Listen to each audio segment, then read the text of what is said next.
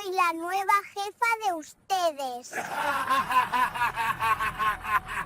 Los bandidos se burlaban de la niña, seguros de que no representaba ninguna amenaza, hasta que la radio en el cinturón de uno de ellos chirrió y una voz ordenó: «Obedezcan a mi hija». A partir de ese momento, nadie se atrevió a reír de nuevo.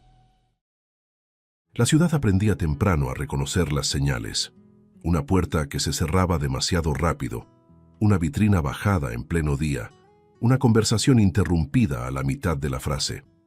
Cuando el nombre Serpientes de Hierro surgía, incluso solo en pensamiento, el cuerpo reaccionaba antes que la razón. Era la pandilla más violenta y poderosa que jamás había existido allí, creada por Salvador, un fundador temido, calculador, casi legendario. Incluso después de su muerte, 5 años atrás, el rastro del miedo seguía vivo. Nadie creía que algo de aquel imperio pudiera derrumbarse de verdad. Con Salvador fuera de escena, el mando pasó a Maximiliano, y todo se volvió más brutal. Si antes había estrategia, ahora había fuerza pura.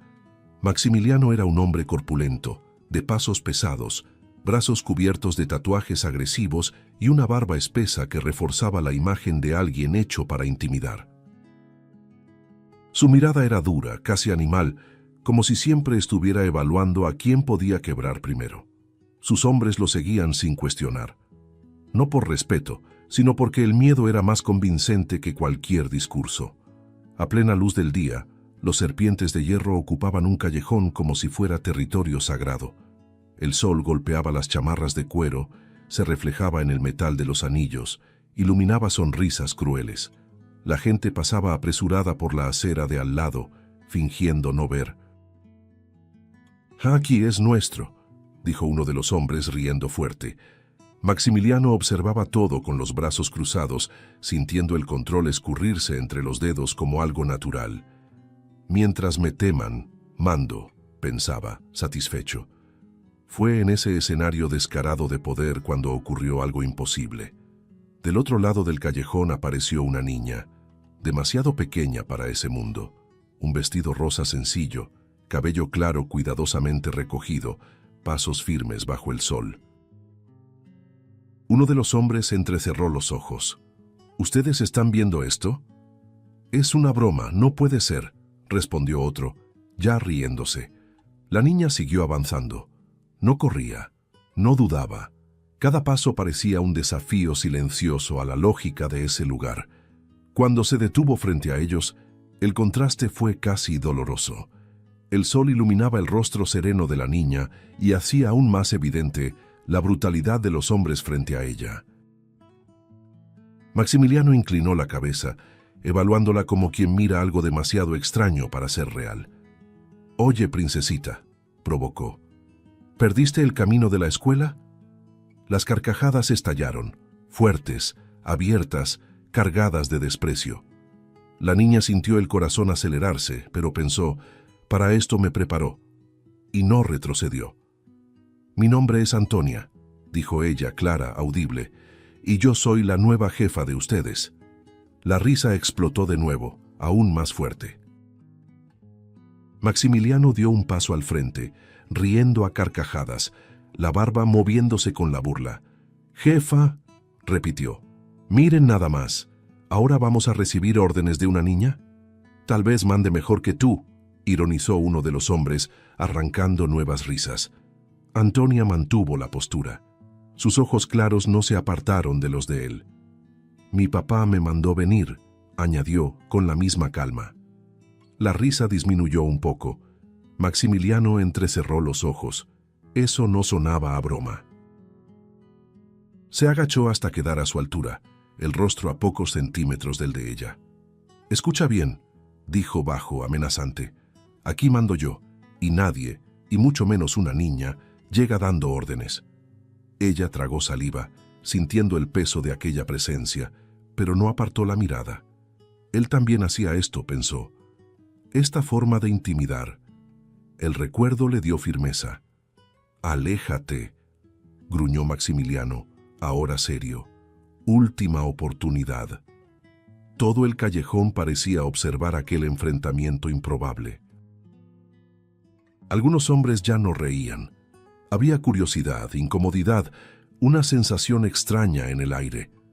La niña permaneció ahí, inmóvil, como si supiera que ese momento debía suceder exactamente así. Fue entonces cuando el radio sujeto a la cintura de Maximiliano chisporroteó con fuerza. Un sonido áspero cortó el ambiente iluminado por el sol, silenciando las voces una a una. Frunció el ceño, irritado, y llevó el aparato al oído. La voz que salió de ahí era débil, pero cargaba un peso imposible de confundir. Un peso antiguo, autoritario. «Obedezcan a mi hija». La sangre de Maximiliano pareció helarse.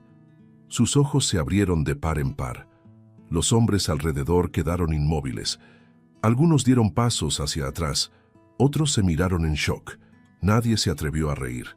Nadie se atrevió a hablar. Frente a aquella niña, algo que creían enterrado desde hacía años acababa de resurgir, y el miedo, por primera vez, cambiaba de dueño. El silencio que se instaló después de la frase que resonaba en el radio no fue común, fue opresivo. No había viento, no había risas, no había provocaciones. Solo hombres grandes, armados, inmóviles bajo el sol, mirando a una niña y a un aparato que chisporroteaba en la mano de Maximiliano. Tragó saliva, sintiendo la garganta arder. «No puede ser», se repetía mentalmente. El nombre Salvador atravesaba su mente como un golpe antiguo, mal cicatrizado. Sus manos temblaban, algo que nunca ocurría. «Nunca. Di eso otra vez», murmuró Maximiliano, acercando el radio al oído como si la voz pudiera escaparse. «¿Quién está hablando?» El chisporroteo volvió, más largo, más pesado. Luego, la voz surgió otra vez, débil, cansada, pero cargada de una autoridad imposible de negar. «Soy yo, Maximiliano. Soy yo quien te enseñó a mantenerte de pie cuando todavía eras solo rabia». Algunos hombres se miraron entre sí.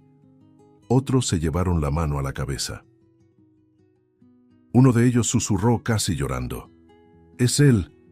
La niña permaneció inmóvil, escuchando, respirando despacio, como si cada palabra ya formara parte de ella.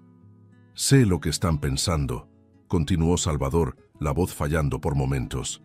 «Sé que dijeron que yo había muerto. Dejé que lo creyeran. Necesitaba desaparecer. Necesitaba romper con todo esto. Con la sangre, con el miedo, con lo que yo mismo creé». Maximiliano cerró los ojos por un segundo. Los recuerdos llegaron en avalancha. Órdenes gritadas, castigos ejemplares, noches en vela planeando dominios. «Tú me hiciste así», pensó, con el pecho apretado, «y después me abandonaste». «No huí por cobardía», dijo Salvador, como si escuchara sus pensamientos. «Huí porque descubrí que todavía había tiempo de salvar a alguien». Hubo una pausa larga. El chisporroteo ocupó el espacio. «A mi hija». Antonia sintió el corazón latir con más fuerza al escuchar eso. No levantó la cabeza, pero apretó suavemente los dedos contra su vestido, firme. Salvador continuó, ahora más lento, más frágil. «La crié lejos de ese mundo. Le enseñé lo que nunca logré enseñarles a ustedes. Le enseñé que la fuerza sin propósito crea monstruos». Uno de los hombres cayó de rodillas sin darse cuenta. Otro se secó el rostro con el antebrazo. Maximiliano abrió los ojos, sintiendo que algo se rompía por dentro. «Me dejaste», murmuró, casi sin voz. «Me dejaste atrás». El radio chisporroteó como si Salvador necesitara respirar antes de responder. «Los dejé a todos atrás», dijo, «porque si me quedaba, ella nunca estaría a salvo. Y hoy estoy pagando el precio». La palabra siguiente llegó pesada, definitiva. «Cáncer». El impacto fue visible.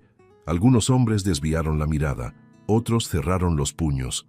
Salvador explicó con calma, como quien ya había aceptado el final. Dijo que el tiempo era corto, que no había tratamiento que lo resolviera. Esa llamada no era un reencuentro, era una despedida. «Esta es mi última orden», afirmó, «y no la voy a repetir». Maximiliano respiraba con dificultad ahora. El orgullo luchaba contra algo más profundo, más doloroso. «Estás loco», dijo con la voz quebrada. «¿Quieres entregar todo a una niña?» La respuesta fue inmediata.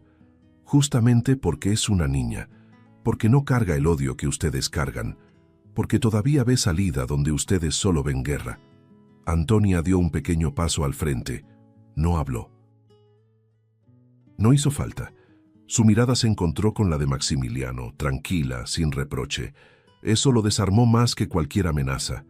Él confió en ella, se dio cuenta. Más de lo que confió en mí. La constatación ardió como sal en una herida abierta. «Obedezcan a mi hija», repitió Salvador con esfuerzo. «No porque yo lo ordeno, sino porque si no lo hacen ahora, van a terminar exactamente como yo. Solos». El radio quedó en silencio. Ninguna palabra final, ningún adiós explícito. Solo el chisporroteo bajo y constante, como un corazón cansado empeñado en seguir latiendo. Uno a uno, los serpientes de hierro comenzaron a arrodillarse. No hubo orden, fue instintivo, cuellos inclinados, armas bajando. Antonia sintió el peso de aquello caer sobre ella, pesado, aterrador, pero necesario. Maximiliano permaneció de pie unos segundos, luchando contra todo lo que siempre había sido. Luego, lentamente, bajó la cabeza. «El mando es tuyo», dijo, casi en un susurro. En ese instante, algo impensable se rompió. No hubo disparos ni sangre. Solo una pandilla entera, construida sobre el miedo y la violencia, rendida por la voz de un hombre al borde de la muerte, y por la presencia silenciosa de una niña que acababa de asumir un imperio que nadie jamás creyó que pudiera cambiar. El día siguiente amaneció claro, casi irónico, como si el mundo exterior no tuviera idea de lo que había cambiado dentro de aquellos muros. El galpón de los serpientes de hierro todavía conservaba el olor a aceite, cigarro y metal viejo, y las marcas del pasado aparecían en todo: cadenas colgadas, mesas rayadas por cuchillas, un rincón ennegrecido por humo antiguo. Solo que, esa mañana, algo desentonaba. La puerta se abrió sin estruendo, sin gritos, sin amenazas, y fue una niña quien entró primero. Antonia cruzó el espacio con pasos pequeños, pero seguros, sosteniendo un cuaderno demasiado grande para sus manos. Vestía algo sencillo, del mismo tono delicado que parecía no combinar con ese lugar, y aún así era como si el galpón tuviera que adaptarse a ella, y no al revés. Algunos hombres se quedaron rígidos, otros desviaron la mirada, como si enfrentar esa valentía los incomodara. Maximiliano estaba recargado en una columna, brazos cruzados, la barba espesa destacando su rostro cerrado. Observaba sin reír, sin provocar, como quien intenta entender dónde, exactamente, estaba la trampa. Antonia apoyó el cuaderno sobre la mesa central. El sonido fue bajo, pero suficiente para silenciarlo todo. Jaló una silla, subió con cuidado para quedar más alta y respiró hondo. Por un instante se notó que era solo una niña, el pecho subiendo rápido, los dedos apretando el borde del papel. Pero entonces levantó el mentón y la voz salió firme, en el punto justo entre dulzura y mando. «A partir de hoy, ustedes van a ayudar». Hubo un silencio corto, incrédulo, seguido de risitas contenidas. Uno de los hombres susurró: «¿Ayudar a quién? ¿Al ayuntamiento?» Otro soltó una carcajada seca. «Esto es una broma. ¿Dónde está la parte en la que golpeamos a alguien?» Antonia no se alteró. Miró de un rostro a otro con calma, como si contara hasta 10 por dentro. «No puedo temblar», pensó. «Si tiemblo, vuelven a ser lo que eran». Señaló el cuaderno con el lápiz, como quien marca una dirección. «Ya tomaron demasiado», dijo despacio. «Ahora van a devolver». El galpón pareció estremecerse, no por el volumen, sino por el valor de esa frase. Maximiliano descruzó los brazos lentamente, su mirada afilada fija en ella. ¿Devolver?, repitió dando un paso al frente. ¿Y si digo que no? Antonia encaró su sombra acercándose y no retrocedió.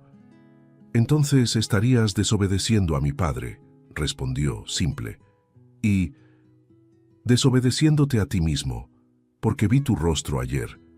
Tuviste miedo cuando escuchaste su voz. La frase golpeó a Maximiliano como una provocación peligrosa. Apretó la mandíbula, los ojos chispeando. Algunos hombres contuvieron la respiración esperando una explosión, pero Antonia continuó. Abrió el cuaderno y mostró la lista, página por página, como si cada línea fuera una orden imposible. César, dijo señalando a un hombre grande con una cicatriz en la ceja. Vas a arreglar la cerca del orfanato. Está caída. Hay niños pasando por los huecos y lastimándose.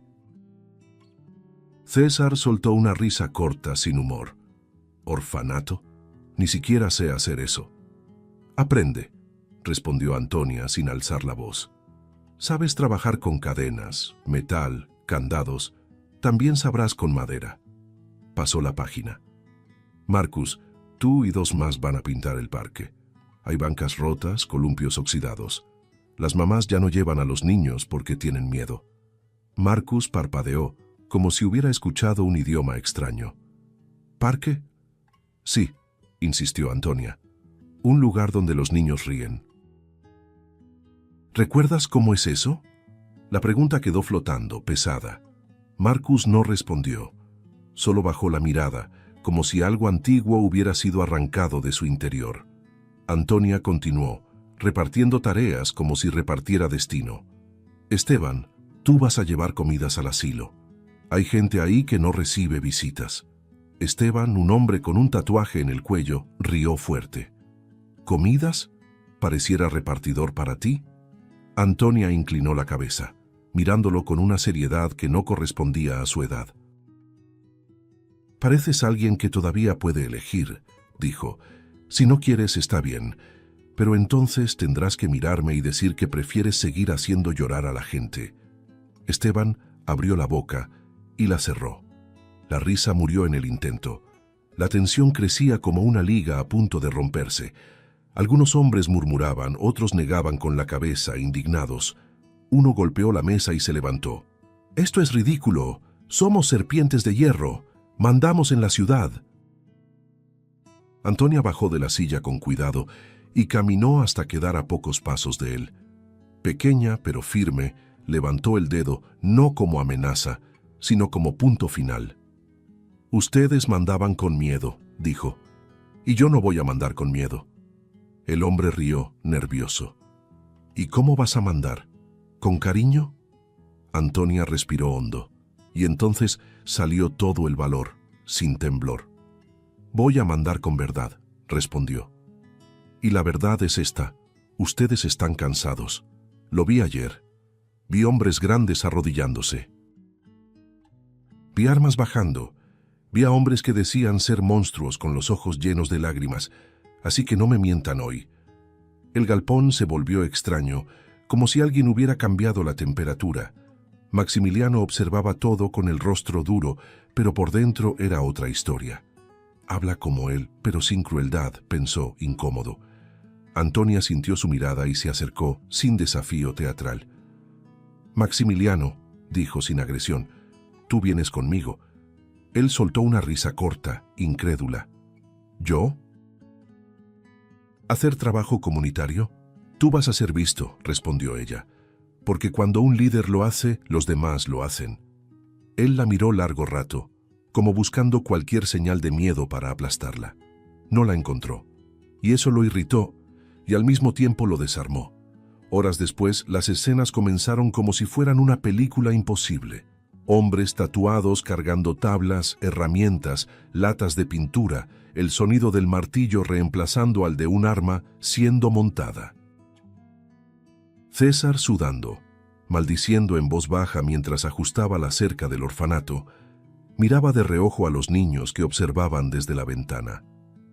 No se acerquen, ¿sí?, gruñó, intentando parecer duro. Un niño pequeño le respondió con una sonrisa tímida. César se quedó paralizado un segundo, como si no supiera cómo reaccionar ante eso. En el parque, Marcus sostenía un rodillo de pintura como si fuera algo extraño. Uno de los hombres se burló. «Mira al artista».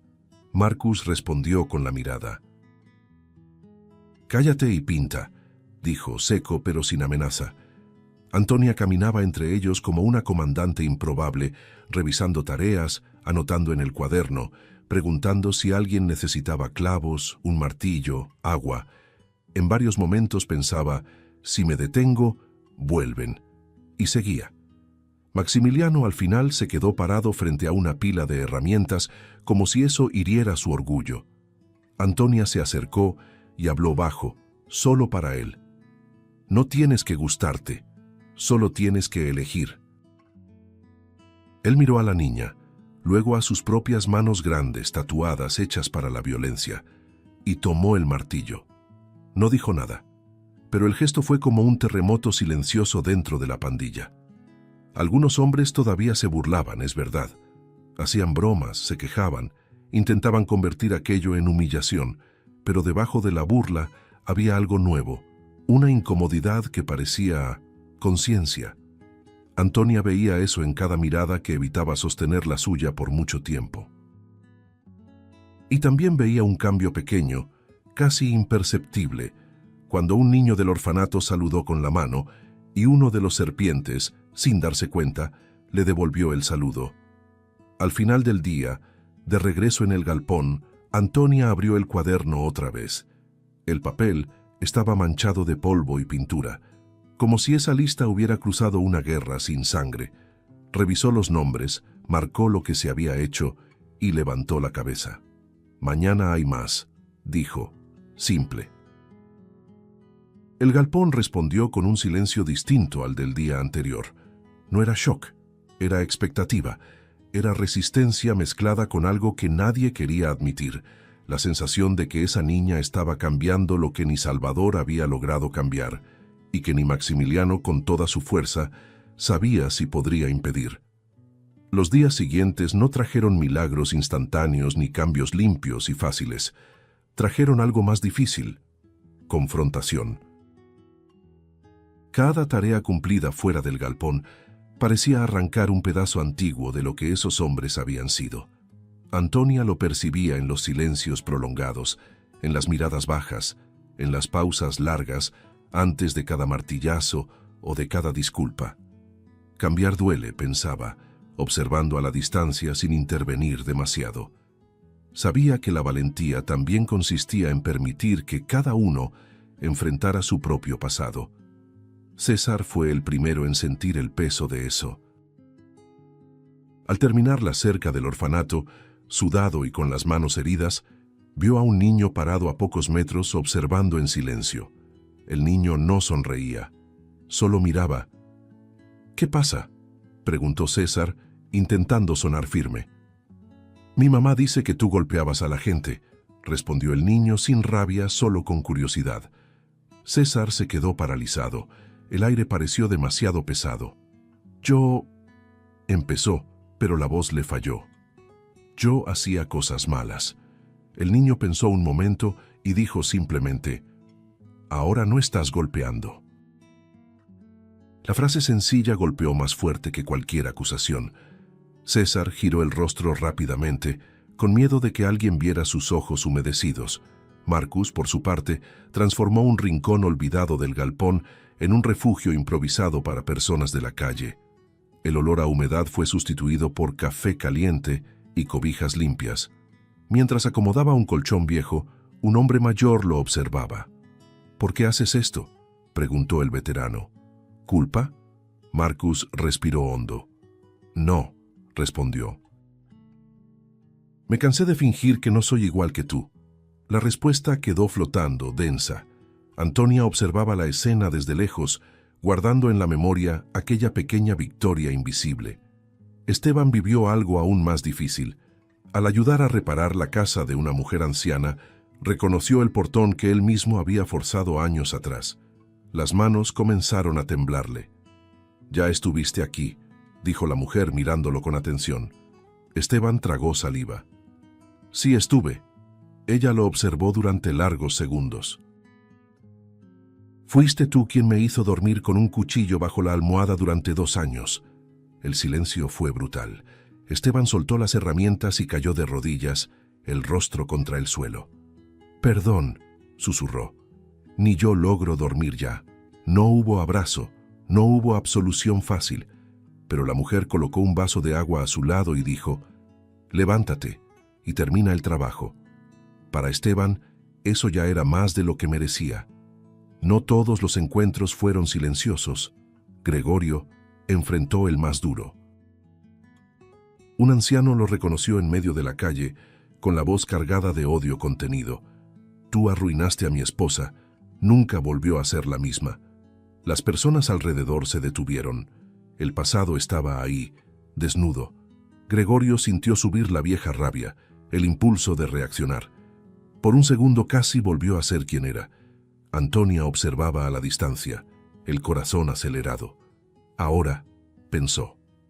Gregorio respiró hondo, apretó los puños y entonces hizo lo impensable. Se arrodilló sobre el asfalto caliente. «Lo sé», dijo, «y no hay excusa». El anciano tembló, confundido, como si esa reacción no estuviera en el guión que había ensayado durante años.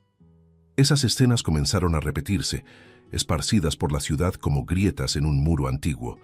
Cada hombre cargaba un pasado que ya no podía ignorar. Por la noche, de regreso en el galpón, el ambiente era extraño. Menos ruido, menos fanfarronería. Algunos evitaban mirarse, otros hablaban en voz baja. Antonia caminaba entre ellos, sintiendo el peso de esas transformaciones silenciosas. No sonreía. Sabía que aún era temprano. Sabía que la redención no es una línea recta. Maximiliano observaba todo con una inquietud creciente. Veía a hombres que antes lo obedecían sin parpadear regresar distintos, más callados, más humanos. «Está metiendo las manos donde no debía», pensaba, con algo ardiendo en el pecho. Antonia percibió su mirada en más de una ocasión, pesada, indescifrable. No lo confrontó. Todavía no. Sabía que algunas heridas no se curan con trabajo comunitario. Mientras tanto, los serpientes de hierro ya no eran los mismos, pero tampoco sabían aún qué eran. Entre el remordimiento y la resistencia, algo nuevo comenzaba a formarse, frágil como vidrio recién soplado. Mientras los demás cambiaban por fuera, Maximiliano se pudría por dentro. Veía, sentía, tragaba cada transformación como un insulto personal. El galpón ya no sonaba como antes. Había menos carcajadas, menos ruido de vasos chocando, menos gritos de mando. Para él, aquello era una afrenta directa. «Esto era mío», pensaba, caminando de un lado a otro, los pasos pesados resonando. «Mi poder, mi respeto, mi imperio». Y ahora todo giraba en torno a una niña. El rencor crecía en los detalles, en la forma en que los hombres bajaban la voz cuando Antonia pasaba, en el modo en que esperaban una señal de ella antes de salir. Maximiliano observaba a distancia, la barba espesa ocultando la mandíbula tensa. «Me temían», se repetía. El temor es respeto. La idea de que el miedo estuviera siendo reemplazado por algo más frágil, quizá esperanza, le resultaba repugnante. Para él, eso no era más que debilidad disfrazada. Por la noche, solo, Maximiliano revivía el pasado como quien hurgaba en una herida abierta. Recordaba el primer día al lado de Salvador, aún joven, aún tosco, aún sin nombre. «Tienes demasiada rabia», le había dicho Salvador una vez, «pero sabes obedecer». Esa frase lo moldeó. Aprendió a callar sentimientos, a tragarse las dudas, a convertirlo todo en fuerza, y aún así fue dejado atrás.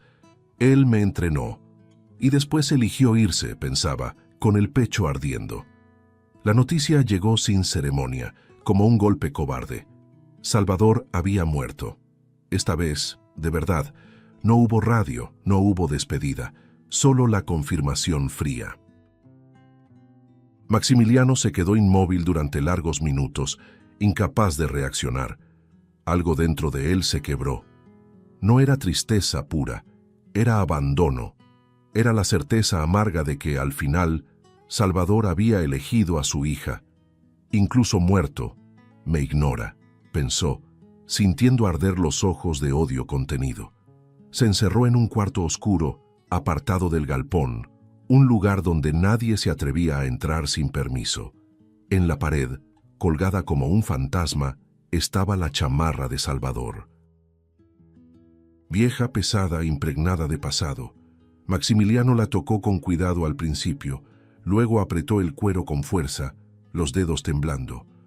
«Tú me hiciste así», susurró. «Me convertiste en esto». La voz salió ronca, quebrada. El silencio respondió con crueldad. La imagen de Antonia surgía en su mente como una provocación constante. La mirada tranquila, la voz firme, la autoridad que no nacía del miedo. Ella no sufrió lo que yo sufrí, pensaba, caminando en círculos. No sabe lo que es sobrevivir aquí.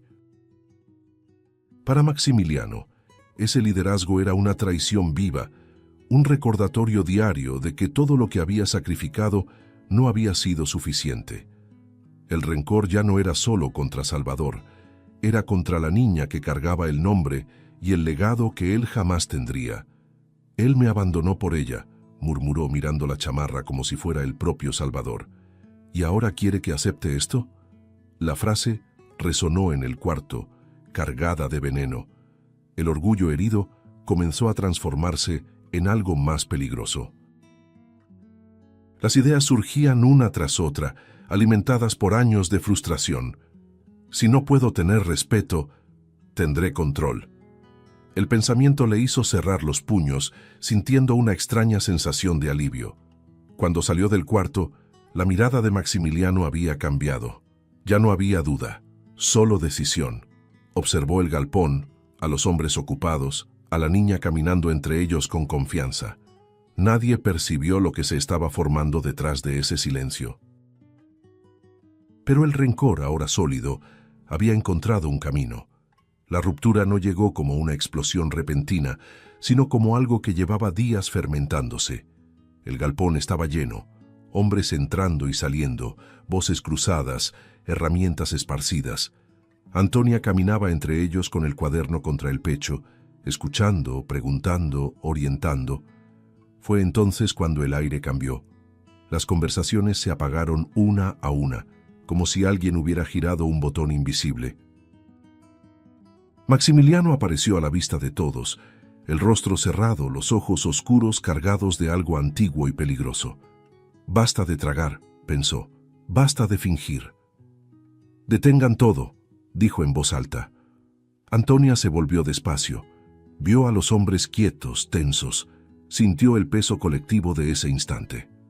«¿Pasó algo?», preguntó sin provocación.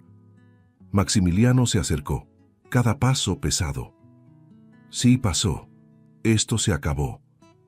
«¿Qué cosa, exactamente?», insistió ella, manteniendo la voz baja y firme. Él respiró hondo, como si estuviera a punto de saltar desde un lugar demasiado alto. «Tú vienes conmigo. Ahora». Un murmullo recorrió el galpón. «Maxi, no», se atrevió alguien. «Nadie se meta», cortó él, sin siquiera mirar. Antonia sintió el corazón acelerarse, pero no se movió. «Si muestro miedo, él gana», pensó. «Si voy», dijo ella, «¿prometes no lastimar a nadie?». La pregunta lo tomó por sorpresa. «No le des la vuelta a las cosas», gruñó, sujetándole el brazo con fuerza visible para todos. «Tú ya no mandas». El gesto provocó reacciones contenidas. Algunos hombres avanzaron medio paso, otros se quedaron paralizados. Antonia no gritó, no lloró. Miró las manos grandes apretando su brazo y habló para que todos escucharan. «Confío en que ustedes no van a dejar que esto se convierta en violencia». La frase sencilla cayó como un peso sobre el grupo. Maximiliano la jaló con él, sin esconderse, sin prisas. Fue público. Fue un error ocurriendo frente a todos.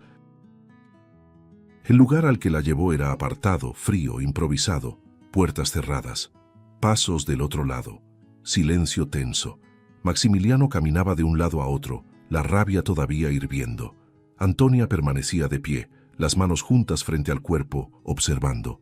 No desafiaba, esperaba. «¡Habla!», explotó de repente. «¡Habla ahora!». «¿Qué quieres que diga?», preguntó ella, tranquila. «¿Por qué te eligió a ti?», gritó. «¿Por qué no fui yo?». La pregunta salió cargada de años. Antonia sintió el impacto, respiró hondo y respondió con cuidado. «Porque tú cargaste con todo el peso», dijo, «y a mí me protegieron». «¿Protegida?», rió él amargo. «Yo sostuve todo esto solo, sangre, miedo, respeto». «Y eso te dejó cansado», respondió ella. «Muy cansado». Maximiliano se detuvo. El cuerpo seguía rígido, pero algo empezaba a resquebrajarse. «No sabes de qué hablas», dijo más bajo. «Sé que tienes rabia», continuó Antonia, «pero no es contra mí». Él giró el rostro. «Es contra él», completó ella, «porque se fue». El silencio que siguió fue denso. Maximiliano pasó la mano por la barba, los ojos húmedos sin darse cuenta. «Me dejó», murmuró. «Me dejó con todo esto». «Y nunca pudiste decir que dolía», dijo ella. «Entonces convertiste el dolor en fuerza». Él cerró los ojos con fuerza, como si quisiera expulsar esas palabras. «Te traje aquí para lastimarlo a él», confesó, la voz fallando. «Incluso después de muerto». «Y te lastimaste a ti mismo», respondió Antonia sin acusar, «porque tú no eres ese hombre». Él rió, nervioso. «¿No lo soy? Mira lo que te hice». «Te equivocaste», dijo ella, «pero sigues aquí». Maximiliano se sentó de golpe, como si las piernas hubieran cedido. El rostro se le contrajo. «Sentí celos de una niña», susurró. «¿En qué tipo de hombre me convierte eso?». «En un hombre herido», respondió ella. «No en un hombre perdido». Las lágrimas llegaron sin aviso, pesadas, descontroladas. Se cubrió el rostro con las manos, la voz quebrándose. «Dejé que el odio mandara», dijo entre sollozos, «y casi me convertí en lo que más odio». Antonia se acercó un poco más, respetando el espacio, la voz suave. «Mi papá decía que el peor momento es cuando uno se da cuenta de lo que hizo, porque duele. Pero ahí es donde empieza el cambio». «No merezco perdón», dijo él derrotado. «Nadie lo merece», respondió ella. «Aún así, elegimos perdonar». Él levantó la mirada, roja, desarmada. «¿No me tienes miedo?». «Sí», admitió ella, «pero creo más en lo que puede ser que en lo que hiciste ahora». Eso lo rompió por completo. Maximiliano se levantó, abrió la puerta con prisa, respirando como quien sale de debajo del agua. Volvió, se quitó su propio abrigo y lo colocó con cuidado sobre los hombros de ella. «Perdón», dijo repitiéndolo sin ningún orgullo. «Perdón por todo». Ella asintió, aceptando la disculpa sin condiciones. Cuando salieron, los hombres esperaban en silencio. Maximiliano llevó a Antonia en brazos, no como dominio, sino como protección. La colocó en el suelo frente a todos y bajó la cabeza. «Me equivoqué», declaró, la voz firme a pesar de las lágrimas, «y no lo voy a esconder». Antonia tocó su brazo, un gesto pequeño, puro. «Gracias por volver», dijo. En ese instante quedó claro para todos.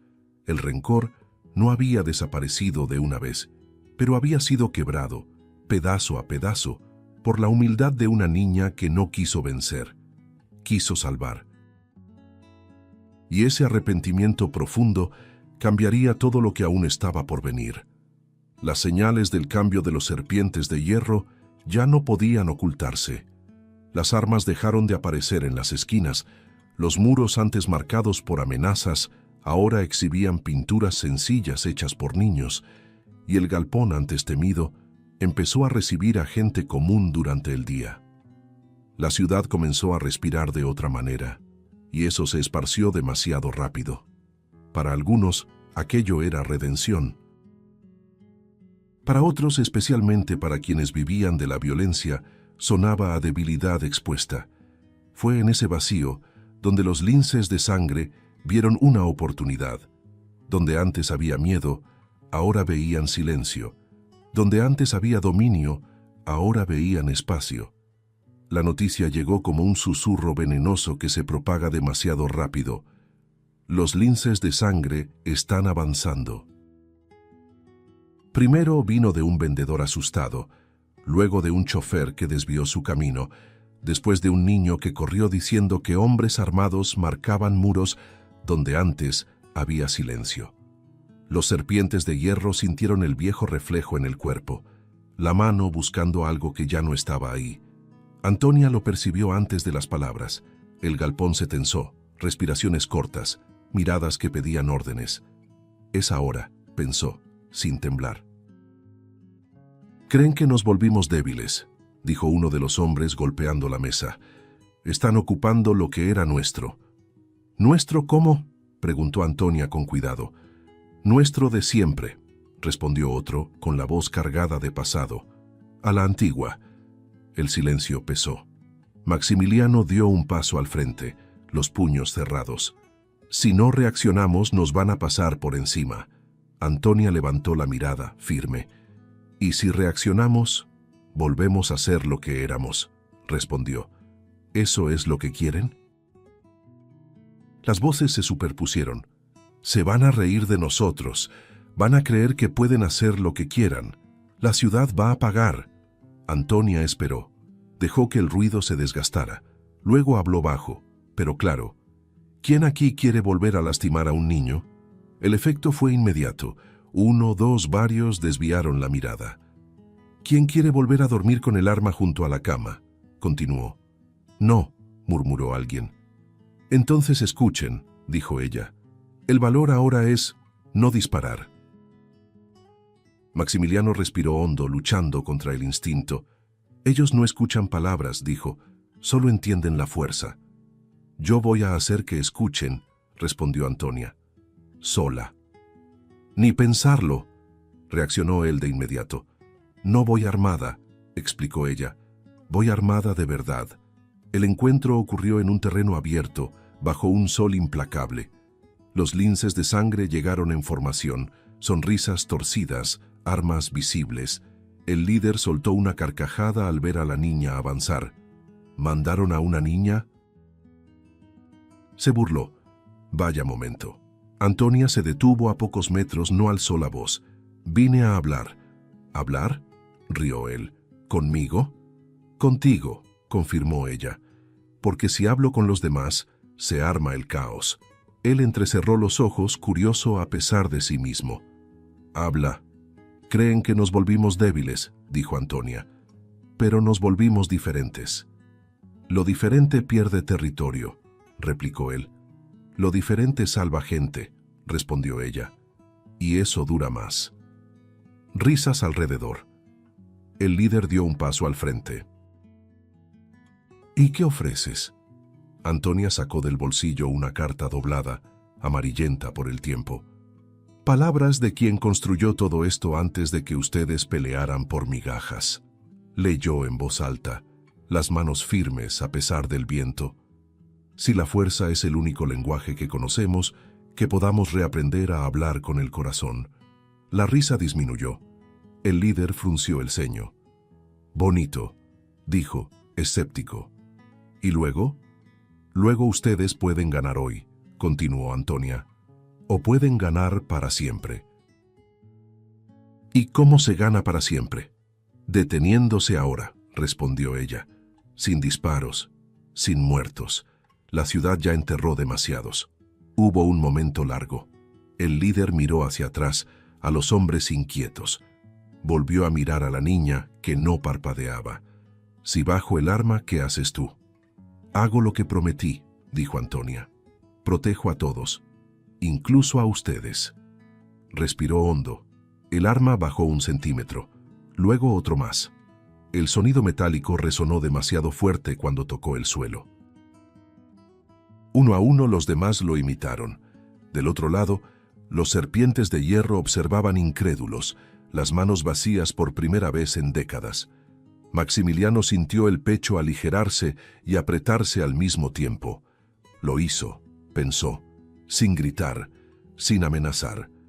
Antonia dio un paso atrás, respetuosa, y concluyó: la paz no es debilidad, es una elección. El terreno se fue vaciando despacio, sin vencedores aparentes, sin sirenas, sin cuerpos. Mientras el sol descendía, Antonia regresó caminando con el grupo en silencio. Nadie celebró. Era demasiado pronto para eso. Había algo más grande flotando en el aire, la sensación de que la decisión tomada ahí tendría consecuencias profundas, y, en el fondo, todos lo sabían. El siguiente paso exigiría algo aún más difícil que bajar las armas. Exigiría sostener el cambio cuando nadie estuviera mirando. Pasaron meses. No días apresurados, sino meses enteros de rutinas reconstruidas, de elecciones repetidas, de intentos que no siempre salían bien. La ciudad fue cambiando sin anuncios oficiales, casi con timidez. La gente empezó a caminar más despacio por las calles. Los niños volvieron a ocupar plazas antes vacías, y el antiguo galpón dejó de ser evitado. Se transformó en punto de encuentro, en refugio, en lugar de trabajo voluntario. El miedo ya no era el primer sentimiento al amanecer. Y eso, por sí solo, era histórico. Ese día el lugar estaba diferente. Colorido, decorado con dibujos infantiles, globos sencillos y mesas llenas de comida hecha en colectivo. Era el cumpleaños número 7 de Antonia. 7. La edad en la que la mayoría de los niños aprende a leer mejor, a amarrarse las agujetas solos, a perderle el miedo a la oscuridad. Antonia había aprendido algo mucho mayor, a no tenerle miedo a las personas. El galpón estaba lleno. No solo de los serpientes de hierro, sino también de los linces de sangre. Antiguos enemigos ahora compartían el mismo espacio, reían juntos, organizaban donaciones, planeaban acciones para la ciudad. Uno de los linces cargaba cajas de juguetes. Un serpiente ayudaba a montar un pequeño taller de música. Si alguien me hubiera dicho esto hace un año, me habría reído, comentó uno de ellos, negando con la cabeza. Yo también, respondió otro. Pero mira a tu alrededor. El comentario murió en una sonrisa silenciosa. No era orgullo, era asombro agradecido. Antonia caminaba entre ellos con pasos ligeros, recibiendo felicitaciones, abrazos cuidadosos, regalos sencillos, un dibujo doblado, un collar hecho a mano, un pastel demasiado chueco para ser perfecto. Un niño jaló de su mano. ¿Hoy sí es tu cumpleaños de verdad? Sí, respondió ella sonriendo. 7 años. ¿También nos vas a mandar a jugar? Ella rió, genuina. Voy a jugar con ustedes.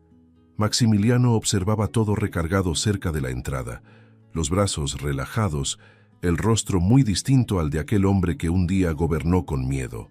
Veía a hombres que antes obedecían por terror, ahora actuar por elección. Veía a antiguos rivales trabajando hombro con hombro. Y veía, en el centro de todo, a una niña que jamás alzó la voz, jamás amenazó, jamás hirió. Ella hizo lo que yo nunca supe hacer, pensó, con un nudo tranquilo en la garganta. Cuando el murmullo disminuyó, Maximiliano se acercó con cuidado, sosteniendo una pequeña caja de madera envejecida. Antonia lo notó y guardó silencio sin pedirlo. Él se arrodilló frente a ella, un gesto que aún impactaba a quienes recordaban el pasado. «Esto era de tu padre», dijo con la voz firme pero cargada de emoción. Ella abrió la caja despacio. Dentro había un antiguo medallón de los serpientes, marcado con una X profunda, y una carta doblada con cuidado. Antonia respiró hondo antes de leer.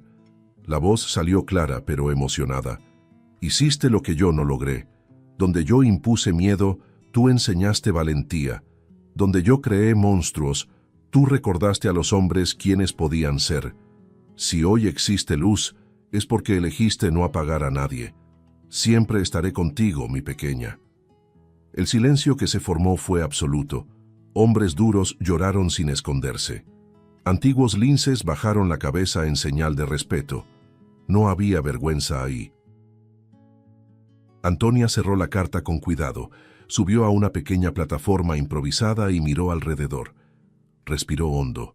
No había ensayo ni discurso memorizado. Mi papá me enseñó que la fuerza sin amor se vuelve destrucción, comenzó con la voz firme, y que nadie nace malo. Las personas se pierden. Miró a los serpientes, luego a los linces. Ustedes se perdieron, pero eligieron regresar. Un hombre asintió, con los ojos llenos de lágrimas. Otro apretó el hombro de su antiguo rival. Hoy cumplo 7 años, continuó Antonia, y mi mayor regalo no es este día, es verlos juntos, ayudando, protegiendo, cuidando la ciudad como si fuera su hogar. Sonrió, sencilla. Mientras yo viva, este lugar nunca más será recordado por el miedo, será recordado por el bien que decidió hacer. El momento se cerró con manos distintas unidas, niños corriendo entre hombres que antes eran temidos, un nuevo símbolo pintado en la pared, un escudo formado por manos tomadas protegiendo a una niña en el centro. Ya no era una historia de pandillas, era la historia de una ciudad entera que reaprendió a vivir. Y todo comenzó cuando una niña de 7 años decidió creer que incluso los peores monstruos podían elegir ser humanos. Si te gustó el contenido, no olvides suscribirte al canal para ver más videos como este. Deja tu like para apoyarnos y activa las notificaciones para no perderte ninguna novedad. Eso nos ayuda a seguir creando lo mejor para ti. Hasta el próximo video.